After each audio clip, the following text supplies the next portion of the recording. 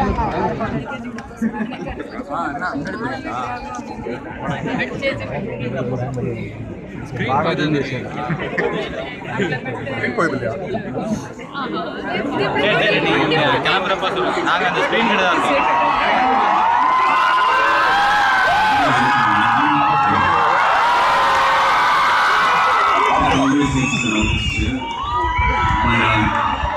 very good evening to all the handsome men and women.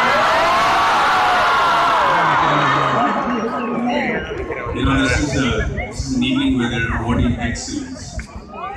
And for me, there can be no better testimony to the fact that I must be doing something right when I see all the love that I'm getting from you guys right now. It's in your eyes.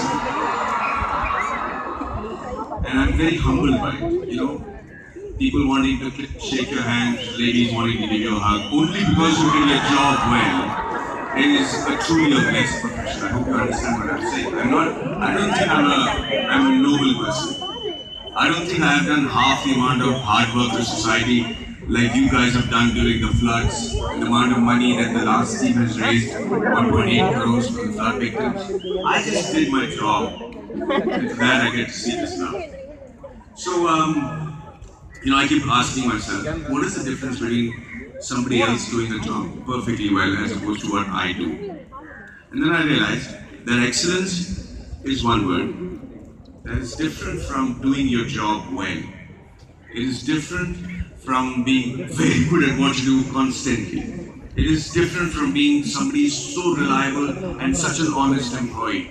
It is different from being an exceptionally sincere person who comes to office every day. Because excellence, as defined in the dictionary, is a job that is done outstandingly, which means it has a hint of competition in it. It means that you've done your job better than the people around you. You've achieved what is required of that particular job, but you also did it better than the other people who attempted to do the same job, and that's what makes you excellent. And I tell you, before we go on to the question and answer session, that I find the award for excellence is the most frightening one. You know why? Because most of the time we don't even know how we achieved the excellence. We know we did what we had to do. We had a lot of luck, we had a lot of support from people. But the final product was not entirely us. But now, after this particular award, more is expected from you. And I'm going to give you an example of the film industry. Most people who come in and get acclaim in their first film, and I was one of the lucky ones to do that, lose not just their stardom or the fact that they have to act soon, but they lose their relevancy, which is the most frightening thing for every actor, and I'm telling you the most frightening thing for you all. Relevancy, to be relevant to your times, to be somebody who counts, somebody who's noticed, somebody who's either hated, even being hated is being relevant, but if you become obscure, then that's a premature death. In the film industry, I find it's far more difficult to handle instantaneous success. I have seen that happen in front of me. I was just speaking to a friend over here, and I was saying that once the film becomes successful and you achieve the so-called excellence doing that, the amount of love that people show you makes you feel like God. You'd walk into an airport and everybody will pave way for you. You go to a restaurant, everybody gives you this priority. You come to a award function like this and they make you feel like God. But you know what?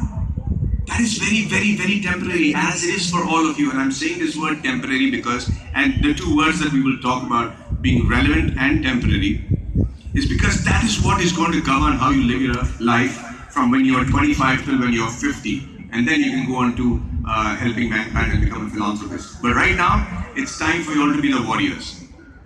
So when somebody becomes successful in their first film, I keep telling them, put your head on the ground, keep your feet on the ground, enjoy your success. By all means, enjoy the stardom, but don't let it mess with your head. Don't let it think you're bigger than who you are. And this award, because when you start giving yourself that much importance, is the beginning of losing your relevance. When I say that, when I'm saying temporary and relevance to you guys, what I mean by it is this: the mere fact that you're here and part of Infosys means you're one amongst the creme de la creme in the world. In the world. So look at yourself like that in the mirror today. No, I don't think I have to tell you this. You must know this. You're as good, or if not better than any MITians and IITians and anybody else because you're working for Infosys. So you're steering all the changes in the world that we want to see today. And you are going to be responsible for what is tomorrow. And in my humble opinion, and I really mean it, very humble opinion, the governments and all will cease to become relevant because eventually technology will be running the world. It's already so close to that. Take away internet from any country and the country will crumble in 6 days. So when I'm saying that you're the best in the world, then you have to do whatever is required for you to stay best in the world. By that I mean, make sure you enjoy your success. Move from one project to another by all means, stop in between, enjoy that success. By that it could also mean that you're partying and drinking very early, but that's not what I mean. I mean just enjoy it as a group, as a set of people.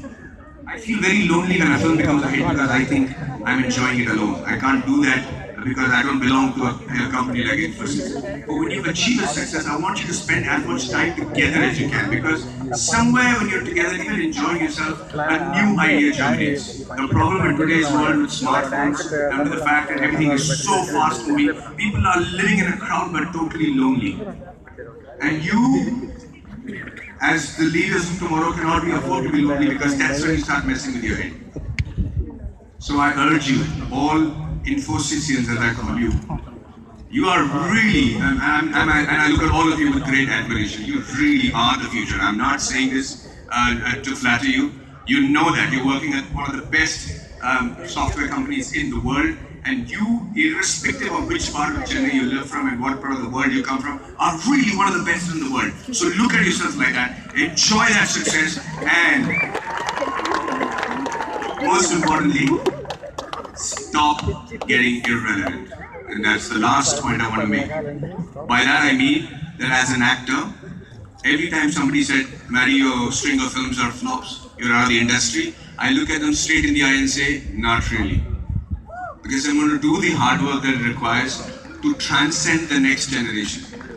So I'm not going to sit there and look at you and tell me how good I am because I know how good I am. I know I'm still relevant, but I need to find out what else I have inside me. So at 45, I still do research and very intense research to know what is the next level of acting I need to do. And I'm sure you understand that. So, ladies and gentlemen, thank you so very much for all this love. I don't want to take over this evening and make it into a speech, but thank you again for the love. We'll have the Q&A sessions. And it's an honor, it's really an honor for me to be here at Infosys Chennai. Thank you so very much.